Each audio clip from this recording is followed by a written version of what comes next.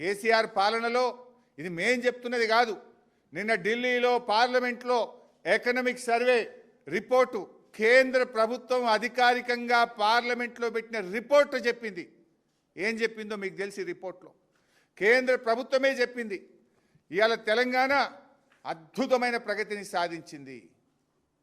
2,20,00,000 ఎకరాల మాగానిగా తెలంగాణను 9 ఏళ్ల బీఆర్ఎస్ పాలనలో జరిగిందని చెప్పి ఈ రిపోర్ట్ చాలా స్పష్టంగా చెప్పింది. కాళేశ్వరం వల్ల, మిషన్ కాకతీయ వల్ల ఇవాళ అద్భుతమైనటువంటి ఆయకట్టు వచ్చిందనేటువంటి విషయాన్ని ఈరోజు ఈ రిపోర్ట్లో చెప్పిండ్రు. కాళేశ్వరం ప్రాజెక్టు ద్వారా 17,08,230 ఎకరాల స్థిరీకరణ జరిగింది. మిషన్ కాకతీయ ద్వారా 15 లక్షల ఎకరాల స్థిరీకరణ జరిగింది.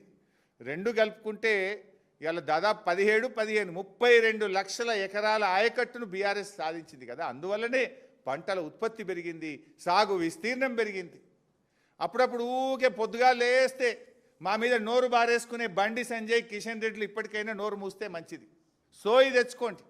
ఇది మేం చెప్పలే, మీ కేంద్ర ప్రభుత్వం, మీ బీజేపీ ప్రభుత్వం కేసీఆర్ పాలన ఎంత అద్భుతంగా జరిగిందో, ఎంత గొప్ప ఆయకట్టు సాధించిందో, తెలంగాణ ప్రగతి పథంలో ఎట్లా ప్రేరించిందో మీ కేంద్ర ప్రభుత్వం ఇచ్చిన రిపోర్ట్ ఇది. ఇప్పటికైనా కళ్ళు తెరవండి. అనవసరంగా బీఆర్ఎస్ మీద నోరు బారేసుకోకండి. This is the work we have done.